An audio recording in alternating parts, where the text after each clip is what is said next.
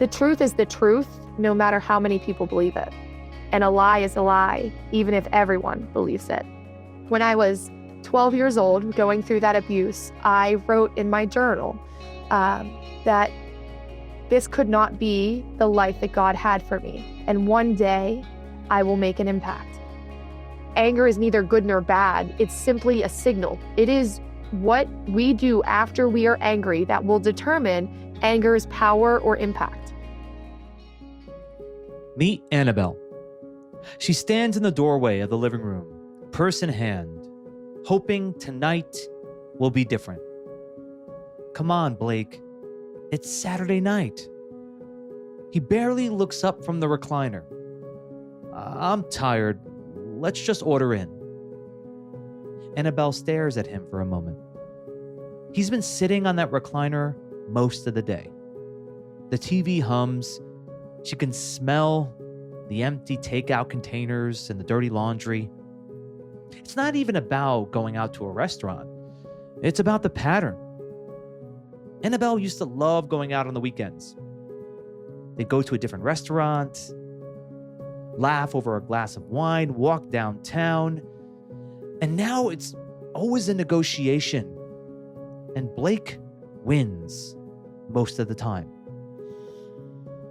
The anger starts to build up in her. Heat rises in her chest. Frustration that makes her want to scream, "Why don't you care about anything?" But she stays quiet. "Fine," she says quietly. And she turns away before he sees the anger in her eyes. Monday morning is not that much different.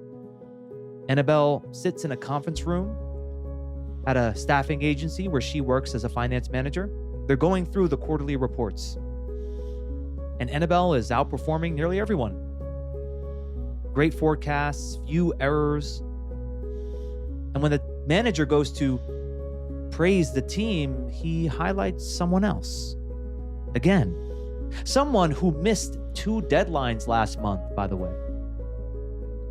Annabelle's face remains calm, but inside, she's burning up, and she thinks, how is this fair? She works harder than everyone else. She gets great results, and somehow she's invisible. Driving home that night, the anger is louder than usual. At Blake, at work, at that voice in her head that tells her to be agreeable and to not rock the boat. But what if that anger is a signal that something in her life needs to change? Today, I'm speaking with Alyse Maslonik, founder and CEO of RedefinED School Advancement, and a TEDx speaker with a powerful idea. Anger at injustice can be the fuel for grit, purpose, and transformation. Having grown up in poverty and survived abuse before finding opportunities through education, Alyse now helps others turn adversity into meaningful impact. And I'm excited to hear how Alyse would help someone like Annabelle understand what her anger is trying to tell her and to use it as fuel for something better. My name is Jay Abbasi, and welcome to Unstuck. Real people, real stories, real solutions. While the details are changed to protect anonymity, what you just heard is based on a true story of challenges that come up in the real world.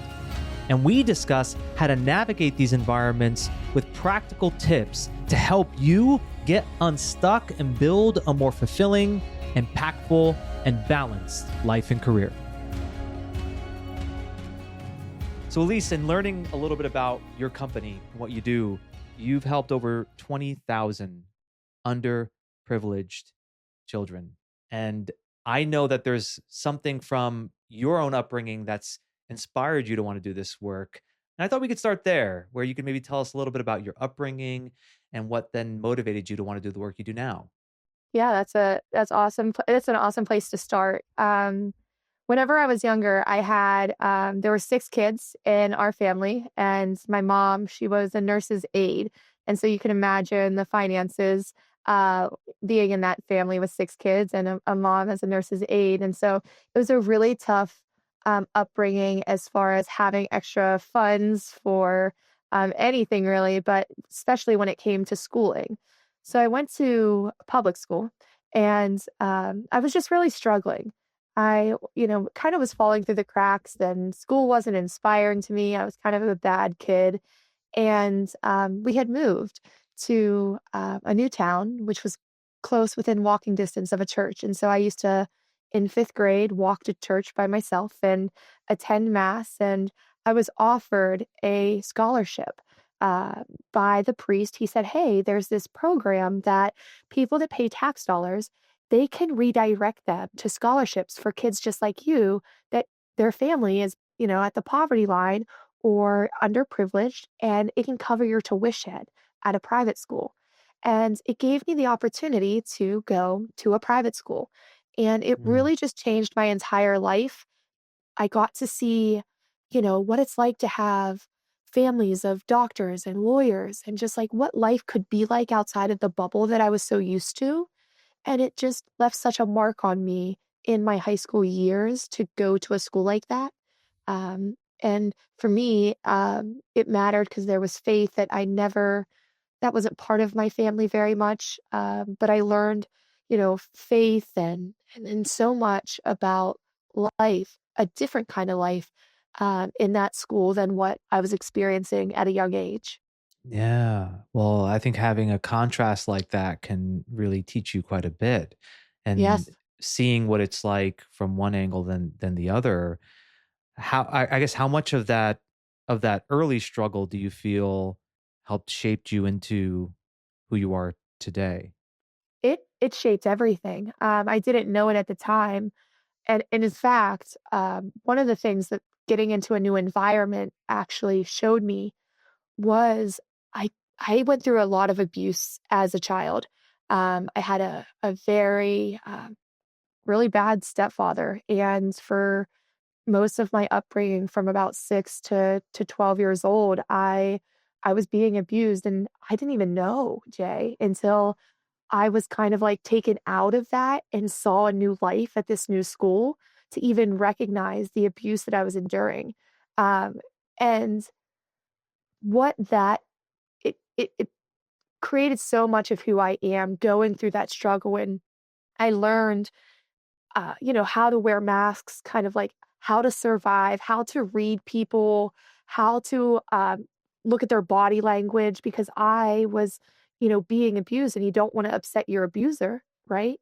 And so really learned how to understand through nonverbal communication, like what people expected of me and what I needed to do to make people happy. And while that is a bad thing, and I've been through a lot of, therapy to kind of counteract that. At the baseline, it's been a really great thing to learn how to connect with people in my day-to-day life now, to understand, like, even when people don't communicate, I feel very in tune with how people are feeling, what they're thinking, without having to communicate that with me. Yeah. Well, I appreciate you sharing that, Elise. I think there's a lesson that I can pull from that I think everyone can relate to, which is the things that were hard in our lives aren't things where we just want to erase them completely and not see what we learned from them. Like you were Mhm, saying, while a lot of the cues of how people behave, their nonverbals would be quite triggering and mhm. lead you down a path that you didn't want to go down. You also can recognize, hey, actually, there's some things that I learned that are quite valuable now. So you've been able to take some of that and now use it in a way that's more meaningful, that isn't so much keeping you in states of fear or wanting to please others. Yeah, absolutely, and I think one of the other things that I learned through that is when I went to that new school, that was the first time that I recognized that I was actually in a very bad situation of being abused, and I didn't understand how badly until I was at that new school, and it got reported. I ended up asking friends for help to get the Mm. abuse to stop. And so Child Protective Services came, and unfortunately, no one in my life believed me. And so now my stepfather knew I told on him, and I wasn't removed from the home. And now I had to live in that house with him now knowing I told. And it was actually a really scary time. And I had to learn how to mold. But I think the other lesson that I learned in that is the truth, no matter how many people believe it. And a lie is a lie, even if everyone believes it. And the strength that it takes and that it took me to get through that years. So they stayed married until I was actually 19 years old. So imagine, like, I told when I was 14, and for 5 years, he was still in my life every day as if nothing happened. And I had for those 5 years to kind of not go crazy, Jay. Like, I know that sounds wild, but I had to teach myself how to still not have a skewed view of reality, and like the gaslighting, and like stay mentally strong of like, I know what I experienced, I know what I felt, I know what I went through, even if no one believes it, I know this is true. And so through that, it was horrific, but at the end of the day, always looking at that silver lining of I learned my true strength and the conviction that I have in who I am, and that that changes in my life, that the changes where I am now genuinely have come from that catalyst of like, it was only me that was betting on me. It was only me that believed in me. Um, that is so powerful in my adult life and how I've created the company that I have, because there are many times as a founder and CEO, you are the only one that believes.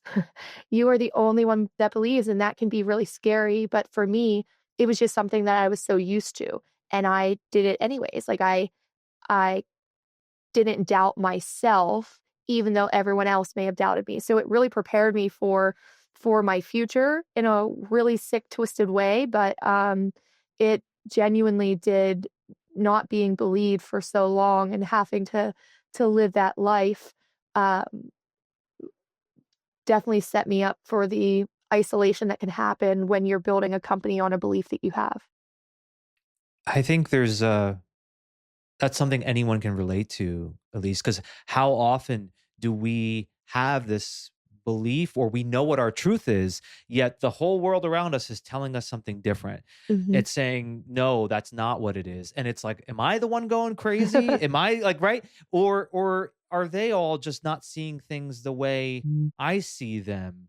So I can imagine our listeners relating to that and saying, I've definitely felt that before. How would you recommend somebody to work through that? Which is to say, if you are certain of something, whether that's I want to start a business or I want to share a truth or I know what's right and I want to be able to advocate for that and pursue that despite the resistance, how Mhm. does one work through that, Elise? That's a really good question. I think for me, I learned at a very early age that it didn't matter what other people think, and I think that's number Mm. one. You really genuinely have to get to a point that, like, other people's doubts just fuel you, because you have such conviction. So, I always say that if your conviction is so strong, it doesn't matter what people's doubts are or them saying like, "Oh, you can't achieve this," or "That's the wrong idea," because if you truly know and it is the right decision, no one can sway you. But I think kind of drowning out the noise of everyone else is number one. And number two, I have this true, deep belief that what we envision for our future will come to fruition as long as we continue to think about it. And so I talk about in my book about when I was 12 years old going through that abuse, I wrote in my journal that this could not be the life that God had for me. And one day I will make an impact. Like, I wrote that in my journal at 12 years old, and I I remember writing it, and I remember the feeling Jay, that I had when I was writing that at 12 years old. And I believed so deeply. I can't even tell you the conviction that I had about this is not the story. This story cannot end. God would not do this to me, and I will make an impact. And I think I envisioned that and I believed that so much that it allowed the world to kind of open up and those things to come to me because I didn't shut it off in my beliefs. So if you can believe it, you can become it. And I believe that so deeply because it has come true in my life. That's a powerful example of 12-year-old Alyse just building up that conviction. Mhm. And it doesn't matter what age you are. I think that anyone at any stage can cultivate that kind of conviction, that belief. Mhm. And of course, look, for anyone, they have doubts, they have fears. And I'm with you when you were saying, don't be so dependent on other people and what they think. But tell me about one's own self-doubts, right? So like Mhm. you started your own business, right? I'm sure Mhm. there were maybe some doubts there.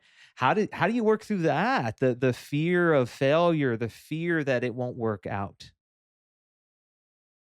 Mm. That's a really good question, Jay. I always talk about, yeah, don't worry about what other people think, but I'm probably my biggest critic, right? And I have the biggest doubts in myself. And for me, one of the biggest things is I actually talk to those that I love about the doubts I have, right? And so I remember I was wanting to start this business, and the business that I'm in, it's a very niche kind of business, and there's only one other person kind of doing something similar. And I remember having so many doubts. I had this feeling like I needed to do this business and I needed to step out and do it on my own. But I kept having doubts of like, hey, maybe I can't do it. I'm a girl that lived in a domestic abuse shelter. I'm a girl that no one believed. I did terrible in school. Like there's so many reasons that I gave myself that it could not work out. And so when I find myself doing that and looking at what could go wrong or what could fail, oftentimes I go to the people that I love. And I have an aunt, her name's Aunt Barb. And I remember we had a 4th of July party and we're around the fire. And I said, hey, Aunt Barb, can I ask you a question? And I said, here's what I'm thinking. I'm thinking of starting this business. I don't know if I can do it. What do you think? And those people, you get to see their belief in you. And have you ever seen the man in the arena? Like, have you ever heard the man in the arena quote? Yeah. And that's something that I take so seriously in my life now, Jay, is if they're not in it with you, if they haven't lived that life with you, you certainly don't want to go to them and ask them, is this the right choice? Or is this, you know what I mean? Like, do you have what it takes? Because it's the people around you that watch you every single day that can tell you the genuine truth. And so my Aunt Barb was like, Alyse, if you don't do this, it sounds like you're cheating destiny. Like you're not actually Mm, following what your soul is telling you. And if that's in your soul that deeply, you should be listening to it. So yeah. finding people that will, when you're self doubting, being vulnerable with someone that you love and say, "Hey, these are the feelings that I'm having. Please tell me that I'm kicking myself." Like tell me something good, and that always does genuinely help me. Well, there's a lot of vulnerability in doing that, to go to somebody and express the self-doubt, and it's someone of whom you feel safe with, someone who you know will, of course you want honesty, and you want someone who has a belief in you that at times you may not even have within yourself. And I wanted to pull up the man in the arena quote because you brought it up. And I'm just going to read it for our listeners if they haven't heard it.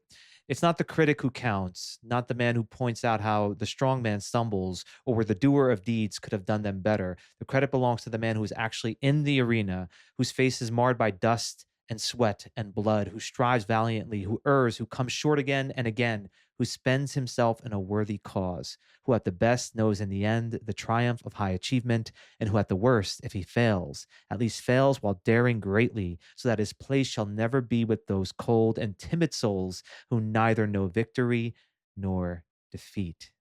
Oh, Ooh, I got isn't chills. it great? I love that so much because I was, starting my business. I don't have a single investor. I started with just like, I don't know, $1,000 in my accounts. And there were so many people that were like, "You're crazy. Like you're absolutely crazy." But I genuinely thought Yeah, people thought I was crazy before, I mean, and sure. it didn't stop me. And so it just, I always like, as I was building and things just took off and we doubled the company every single year that since we've started. And every single time I use that quote to think about, yeah, if you're up there on the stands, Jay, if they are up there on the stands and just pointing at you and telling you how to do your job, excuse me. I don't listen to those people. I genuinely do not listen to those people because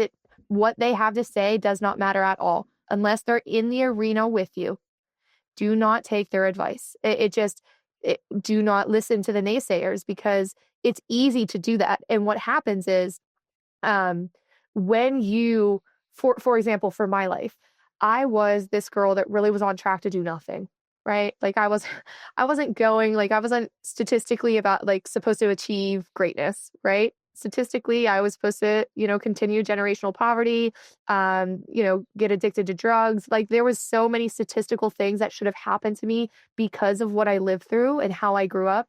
Um, and so what happens is when you are around that generational poverty, like people, right? That group that you kind of grow up with, and you start, starting your own business and it's successful, and you start like kind of climbing that ladder of success and separating yourself from that like generational poverty pool that you've surrounded yourself with, it comes with a lot of people that want to point at you and say like, "Oh, you've changed," or "She's not the same girl." And you know what? You know what, Jay? That's right. And I hope people understand that. I'm not the same person. And I hope that Yeah. other people, when they experience that, it feels very lonely when you are changing generational poverty, when you are the one that escapes, because the rest of the people, you make them uncomfortable. Because the truth is, many of them have the choice to escape too. They do. And I think that that is what's really, really hard is you will get scrutinized for wanting more, wanting a beautiful life, wanting abundance, right? Something different than the cycle that has been generations before you and before you. And people from that can make you feel bad for desiring a different kind of life. But don't feel bad. Don't feel bad because at the end of the day, that's just a natural human reaction to people watching someone that was in their group move up. Yeah. You're gonna feel that. They're gonna feel that and they're gonna say things to you and you're gonna feel, oh my gosh, I have to kind of genuinely step out of one life to get into another. And I genuinely feel like I had to experience that, like cut off an old life to start a new one. You can't keep And both feet. yeah, it's a powerful what you're saying, and it's at times very hard for people to let go of those who are not willing to accept the changes. Mhm. Because this can happen in examples of, you said, with issues with generational poverty. It Mhm. could also happen with people who are just looking to personally grow and develop, or trying to make some significant changes. And I can tell you that that story that was at the top of the episode with Annabelle is based on a real person, Mhm. and the person of whom I had the honor of helping and supporting was in a relationship similar to what Annabelle is in, and the relationship was one where they felt, the person, Annabelle in this case, that they were growing, evolving, wanting to do new things, yet they were in a relationship with a person who just wasn't open to it, wasn't willing to. And I guess, how does one work through that, that sense of, you got love for that other person, like Mhm. you want to be someone who supports that person, yet there are things that you desire in your life that you want to experience. How do you learn how to let go a bit of that sense of not wanting to hurt the other? That's a really good thing too, Jay. It's almost like we talk about it at my company, and like I have a girl that's worked with me, a woman that's worked with me for a while. Her name is Brooke Sheasley, and she's just such a wonderful person, but we talk about it all the time because we started genuinely with nothing, Jay, and now life is just the impact that we've been able to make is genuinely life-changing. But the thing that we call it is almost like survivor's guilt, Jay, of like Yeah. recognizing that it's genuinely just like your brain putting fear into you, like guilt of like you're leaving people behind, right? Or like you almost feel guilty of once you get out of there, you look back and you're like, man, I wish they would all come with me. I wanted them to all come with me. And why me? Why did I get out? Right. I think being able to recognize that it's genuinely just like a human response of when you are wanting to grow and when you're wanting to meet um, your true self and the impact and all of the things that you can achieve in life and you want to get to that point. Not everyone desires for that. Some people are Yep. very comfortable where they are, and that's okay. That doesn't make them a bad person, right? If they get uncomfortable kind of watching you change, that doesn't mean they're bad. It just means that they can't see the vision that you have for yourself, and it doesn't make them bad, and it doesn't mean you have to kick them out of your life. But they might be some people that you stop taking advice from. Yeah. Or, you have to find a way to just shift the relationship entirely. I could speak from personal experience. I had my first marriage ended in divorce, Mm. and it was amicable. The real fuel behind it was I did feel like I was changing and growing, and I felt like we just weren't aligned anymore, Elise. And Mhm. and I had to make a decision of, you know, ending that relationship, but it doesn't mean we ended all connection because we have a daughter together. So we are co-parenting and we're still friends and our relationship's actually great now. It just was one where the way in which we were living, it wasn't going to work because it was either my own growth and development, right? And the life I wanted to live, or staying in that relationship. I'll be honest with you, at least it wasn't easy, but I look back and I'm grateful for that decision. I'm so glad you brought that up only because my husband, whenever I was starting this business, I this is wild, but he was my first boyfriend whenever I was 15 and we reconnected and got married and we've been together ever since, have 3 kids. But whenever I was starting this business, I didn't really want to tell him what all was going on because I was scared to fail, right? And so I just wanted to keep any failures that could possibly happen outside of any purview of the people that I love, right? I didn't want to let them down. And so what's interesting is Brooke, the girl that I mentioned, she was working with me at the old company together, and I told her my idea of like I think we can do this by ourselves. Like I think I can run a company, and I think we could do it better. And she was like, "You're crazy," you know? And she's like, "But I believe in you," you know? She's like, "That's a crazy idea, but if anyone can do it, it can be you." And I remember her just being like, "You believe in this so much?" And I said, "Yes." And I can't believe I'm gonna say this, Jay, but I told her, I said, "I believe in this more than I believe in my marriage." And she said, "What do you mean by that?" And I said, "What I mean by that is if he is the right partner, and I believe he is, that he will follow me through this conviction because that is who I need. I need someone to allow me the freedom to chase this dream because I believe it so much. And if he won't do that, then it's not the right marriage." And you know what? He stood by my side and we made it through just as what I thought. But it came out as if like when I said it, it sounded like, well, it's my husband or the business. But what I meant by that is yeah, you need to make sure that you have someone that's going to allow you to, if you have something in your soul that you believe in, your partner, if it is the right partner, they will follow you on that dream, you know? And when that doesn't happen, when it doesn't align, there's unfortunately there's divorce for a reason, right? And I always say uh, there's never been a great marriage that ended in divorce, right? There's always a reason why, and it is those things that you had to grow and shape in the way that you needed to do so for your life, Jay. And it's like some people are meant to go with you and can go with you, but some people aren't meant to. Yeah. And I would even say, at least what I love about that story is it sounds like your husband wasn't just like okay with it. He was supporting you through it, right? I think that's a part of it too. Cause like if you're thinking, okay, I want to do something and your partner or close friend, whomever it is maybe they're not fighting you on it, but they're also not really supportive. That's still problematic. Like it should be somebody who is saying, okay, let's lock arms and go together, not someone who's like, yeah, yeah, you can go ahead and do that. And it's like they don't actually want to help to push you forward through it.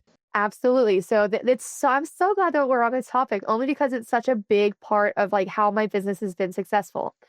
I always say that so my husband was an engineer by trade and very engineer minded and he doesn't like change, doesn't like chaos, very risk adverse. It's like his whole job title, right? And Yeah. he had been working in engineering for 13 years, right? And he never once wanted me to like fail just so that life could go back to being non-chaotic, which I think is really important. I think oftentimes, yes, they're not supportive or like locking arms with you, and it's not necessarily because it's almost Jay like that in that moment, not that they're cheering for you to fail, but that change that could possibly happen is outside their comfort zone and they don't like that or what life will be like. And so it's almost like quietly or subconsciously wishing that it fails. So they're just gonna like make you lug them along instead of locking Yeah. arms and coming with you because part of them, that change makes them uncomfortable. But my husband, it was just awesome because he walked away after 13 years as an engineer and joined Redefine School Advancement as our CFO. That's amazing. You know, the visual that came to my mind as you were expressing that, it's like, okay, you're trying to climb up a mountain. The first example would be someone who's trying to pull you back down, right? Which is like they're saying, no, you can't do it. That obviously we don't want. The other one, where it's kind of like subtle, is like the person's just not moving with you. So you're having to drag them up the mountain. Mhm. That's hard too. There's still resistance to that. Even if they're saying, no, no, you can go up the mountain, you're like pulling them up, you know? Yeah. What you want is someone who's like, no, let's walk this together. And that Mhm. makes the climb a lot easier and more fulfilling. Absolutely. Oh, yeah. I love that visual. Honestly, Jay, it's so true. People, oftentimes, people don't recognize the people that are just dragging. Dragging. Yeah. Dragging in life. Like, who are those people in your life that are just dragging with you? Because that can wear you down, I think, longer, right? Because those people that are effectively pulling you, actively pulling you back, you're not going to be able to withstand that very long, right? So they're going to drop off pretty quickly, right? But those people that are just like with you dragging, you're going to endure that a lot longer and it's going to hold you back for a lot longer, right? So I think those are the riskier people to keep in your life than the people that are actively dragging you down because they're going to fall off pretty quickly. But those ones that kind of hide themselves as the draggers, that they're like, oh, we're on it with you, but you endure that for so much longer than you would those people actively pulling at you. But once you drop that, you are so free to climb the rest of the way. And when you get up there, turn your hand back around and pull them up if they're willing. If they have their hand at that point, Yeah. spin around at that summit and pull them up. But if they're not, that's okay too. Like it's okay too if they're not, if they don't have their hand up and they don't want to come to the summit with you. Right. Yeah. And that's where acceptance comes in. You know, accepting people exactly as they are, right?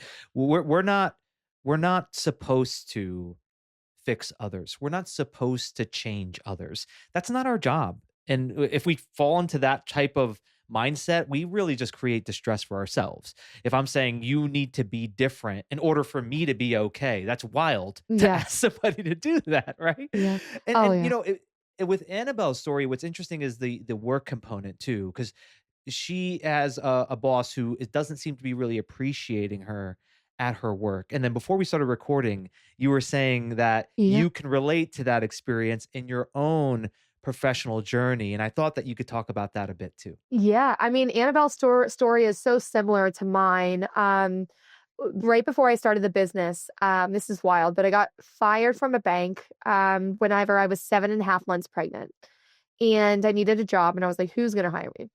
So I found this remote kind of position doing scholarships. And I was like, that's really interesting because I, as a child, received one of these tax credit scholarships. And so I started working with this guy. And it very quickly became clear that we weren't aligned from why we were doing the work. Like our whys were very different. My why was I was helping change the lives of kids that were just like me, right? Mm, His was very different. And oftentimes I would get these comments that he would make to me about women don't have the mindset to be a boss, or women just need to stay home and support their husband. And women don't really want to work. They want to be home and raise kids, which I love my children. I have three of them and they're amazing. But I also have dreams. But he would yeah. just continually say that for months. And remember, I told you I grew up with no one believing in me. And so I Yeah. learned that, like, the more that people would not believe in me, the more I would believe in myself. And what he didn't realize was he didn't know my story. And so every time, Jay, that he would say about how a woman can't do this or I couldn't do this, it would just start like festering inside my soul of like, I'm going to prove them wrong. I'm going to prove him wrong. And so as I went throughout the company, I went several months and I just kept feeling in my bones, Jay, that I needed to start a company on my own. I loved like a little bit of what he did, but I knew I could just do so much more and kind of change the way he's running his company, the the service offerings. I knew the path, Jay, that I wanted this company to go down, and I would try to give him those ideas. He wouldn't listen because I'm a woman, and eventually I just said to him, I said, you know what? I need to. I had a school approach me and say, I had several that said, we want to hire you, but we don't want to hire this company. We believe in you, but we will not go under contract with this company. And so I brought that to Mm, his attention and I said, listen, this is happening often. I said, I know I can help these schools. I know those students deserve it. I said, I really want to be honest with you and I want to explore making my own company. And so he offered me 10% of the company. And I remember that meeting so well, Jay. I walk in, he's like, I'll offer you 10% of the company and you have to sign this non-compete agreement and I'll give you $3,000. And in that moment, Jay, again, he didn't know my background. And so in that moment is when I recognized I don't all the self-doubt that I had that I couldn't do it, when he gave me that non-compete and the $3,000 offering for that non-compete, I realized he absolutely knows I could do this. And if he knows I can do it, he is a man in the arena, whether I like him or not. He was a man in the arena and his what he is doing showed me he was nervous, right? And so I told him, I said, listen, I need 51% of the company because I know the vision that I have in my mind and I need to be able to steer this ship, right? And he said, absolutely not, which I understand, but he said no.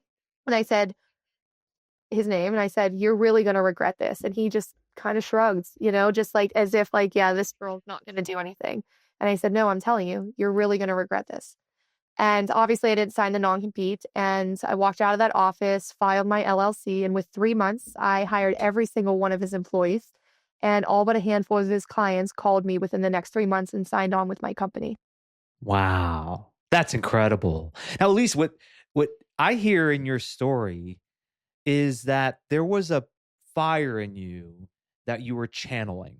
And it's from your childhood through the experiences that you had professionally as well. And I want to hear you talk to me a little bit about how anger plays into this, how injustice plays into all of this. Absolutely. I love that you bring that up only because for so much of my life, I was angry and understandably so. I went through years of abuse. I lived in a domestic abuse shelter, left that father, got another stepfather that abused me. No one believed me. Like there was just so much to be angry about, Jay. But I was taught that anger is a bad thing, right? And so it's something to be shameful of. And so I was always embarrassed that I was so angry, but I genuinely burned with anger, like rage, honestly. Um, and I never, because I was taught to be, it was shameful to be angry. And because I was taught that it was a bad thing, I just allowed it to fester inside of me, right? I didn't take any action with that anger except to let it destroy me, right? And as I got older, I had a moment in my life with my oldest son that just, it was the pinnacle of, I got so angry with what happened. And I realized, you know what? I have to do something. I have to do something with this anger because I can't keep holding it on. I can't keep dragging it, right? It was one of those things that wasn't actively dragging me, but it was some like a heavy book bag that I was carrying. And I said, I got to do something with this anger. So that's when I started channeling it and realizing like anger is energy. And when we talk about grit, I did a TED talk, and my TED talk was about Angela Lee Duckworth's famous TED talk on grit. She talks about how grit is the key to success when it comes to her research. Is grit was the number one indicator of success, and that grit was passion and perseverance together. What I learned is passion is simply defined as a strong and barely controllable emotion. So anger can be passion, which can power grit. I'm sorry. But that's what one of the things that I think is really important is to not be shameful of grit and of anger. And I know this is maybe blasphemous to say, but I have this saying that I repeat to myself all the time. I can do all things through spite, which strengthens me. And I say that Mm. because, and it's a little out there, but I genuinely feel like so many people didn't believe me. So many people like doubted me. So many people wanted to box me in, and I took that box and I made it into a platform. And I like take everyone's doubts. And for me, that is energy. It genuinely is. I get angry about it, and I'm like, you know what? Why not me? Why not me? I have lived through things that many people will fortunately never live through. And because of that, I have so many life lessons behind me and wisdom at a young age. And I Yeah. can use that. Why not me? And so I think anger is actually a really beautiful thing. And I talk about how anger can genuinely change the world if we would just simply teach our kids to to that anger is neither good nor bad. It's simply a signal. It is what we do after we are angry that will determine anger's power or impact. And as long as we can start teaching our kids that, and we can know that as adults, that anger is simply a signal from the brain. That is all it is. But what you do after anger is what will determine how it goes out into the world. And if you use that energy from anger in a good way, boy, does it keep a fire in your belly that makes you do amazing, incredible, life changing things. I agree 100%, at least with this. I think that anger is one of the most powerful emotions. It's powerful.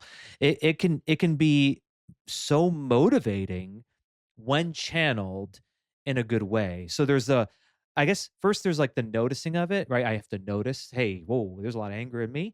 And then interpreting it would be the next thing. Like I want to interpret it. I want to interpret what it's telling me. And then the third piece is let me leverage it. I could tell you just recently, I was pretty angry about something just recently, a few days ago. And I went to the gym. I lifted heavier than I had lifted in weeks. I'm serious. And I came home, I told my wife, I'm like, I'm bench pressing more than I've been like since 20 years ago. I bench pressed this much.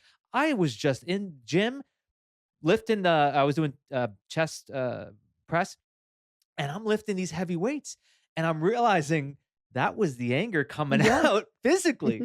Mhm, mhm. Absolutely. I say that all the time. Like, I genuinely now when I get angry about some things, it just fuels me that much more. I use it as an energy source. I don't recognize it as a bad thing. And so then I don't let it fester and it doesn't build up and it doesn't explode anymore.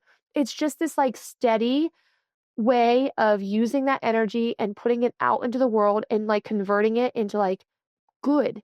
And if you can do that and just because what we teach our kids when we tell them like when they're angry and we say no, stop, don't be angry, be quiet. Whatever they, parents tell their kids. When you do that, what it does is then they just take in the anger.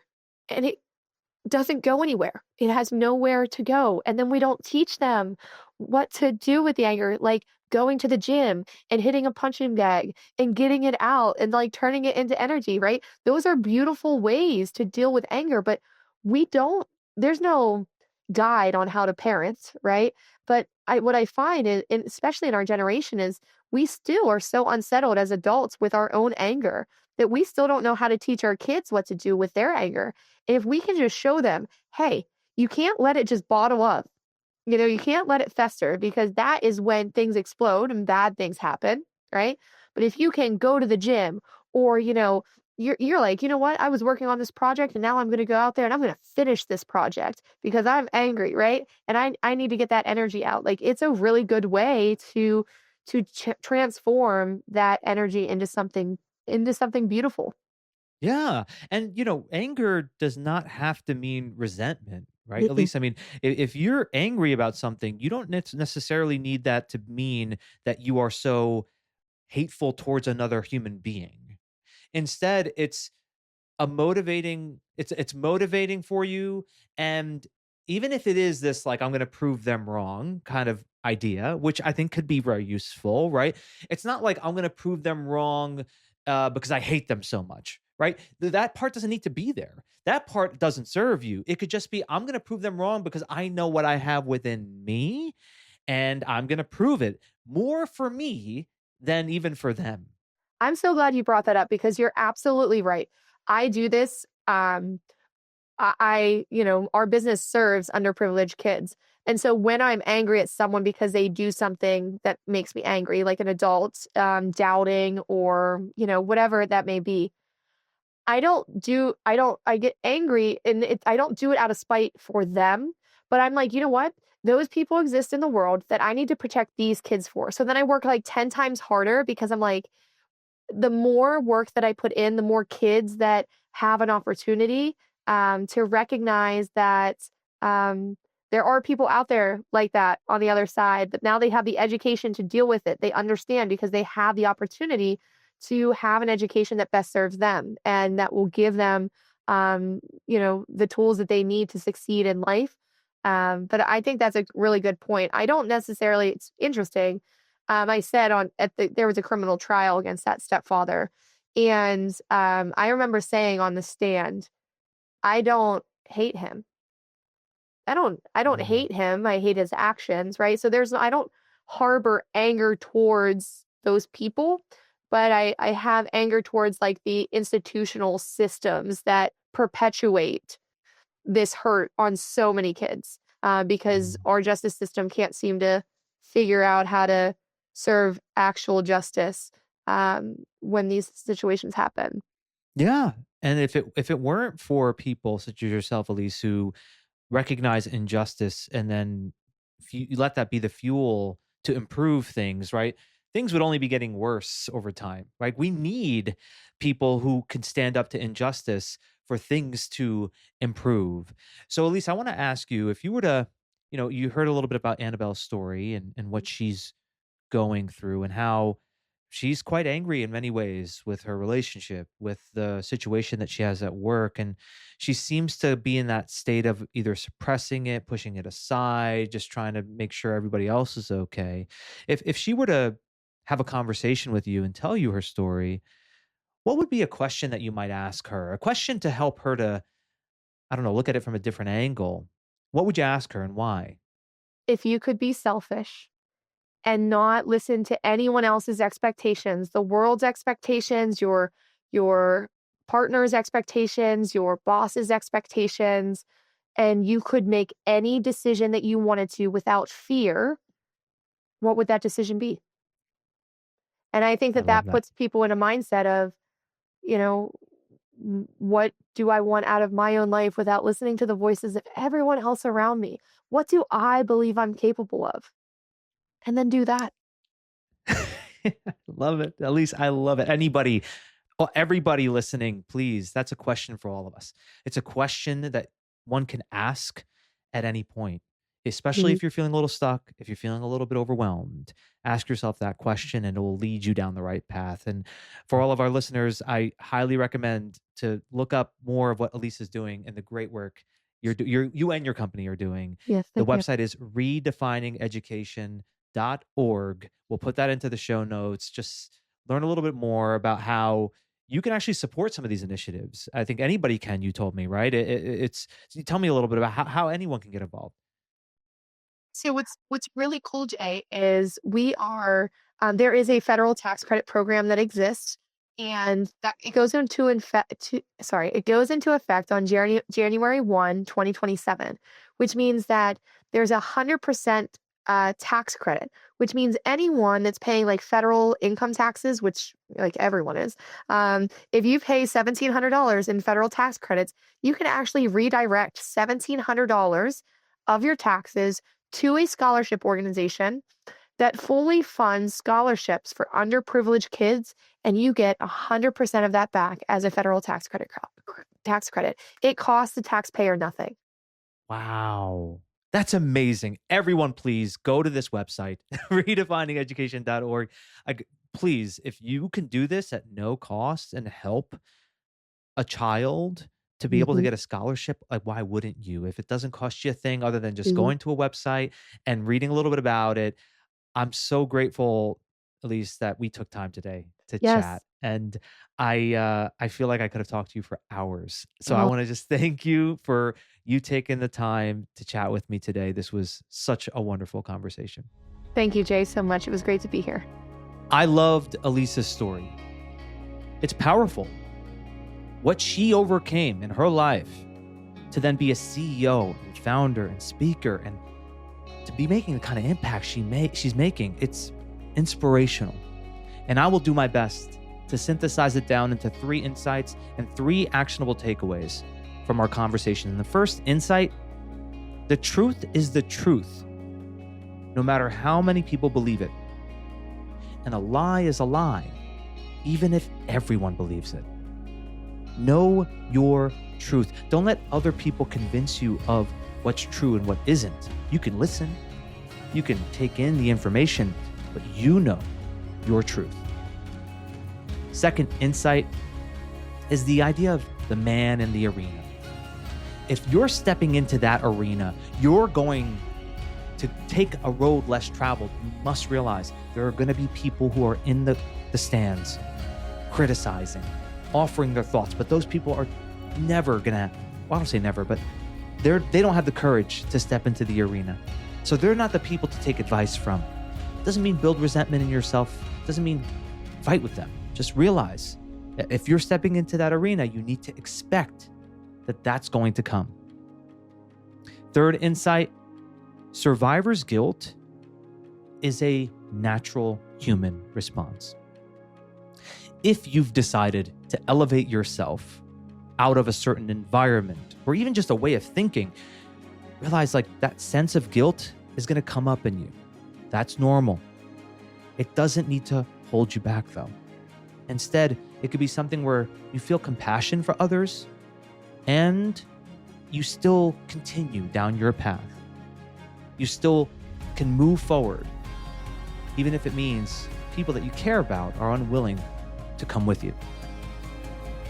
Actionable takeaways. First of 3, build conviction, certainty. She told that story of when she was just a child and what she wrote in her journal, how certain she was that she was going to make an impact. Powerful stuff. Cultivate that sense of certainty within yourself. Second actionable takeaway, talk to those you love about your doubts. People who you feel safe with, but you know will support you. Talk to them about your doubts. You need that support every now and then. You need somebody who can offer you a fresh perspective, but are not going to come from the place of being overly critical and judgmental. They're going to be honest with you, but you know that they want to see you succeed. And the third actionable takeaway, channel your anger. It's energy. It's not good. It's not bad. Use it. It's the fuel for grit. It's passion. It lights you up. Don't try to avoid anger or suppress anger.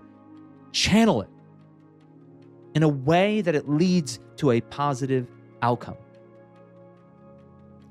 Join us on Friday. I'm going to share a new framework that I've been working on for quite some time.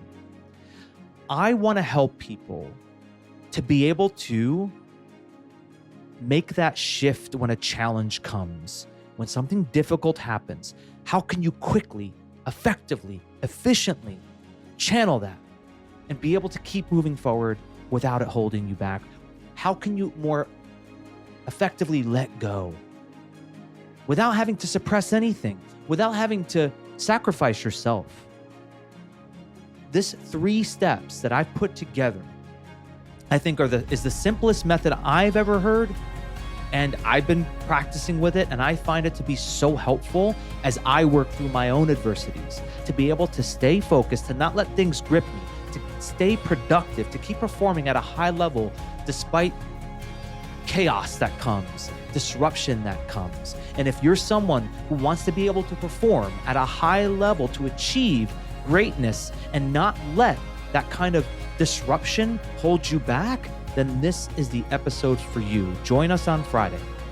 And until next time, thank you so much for listening.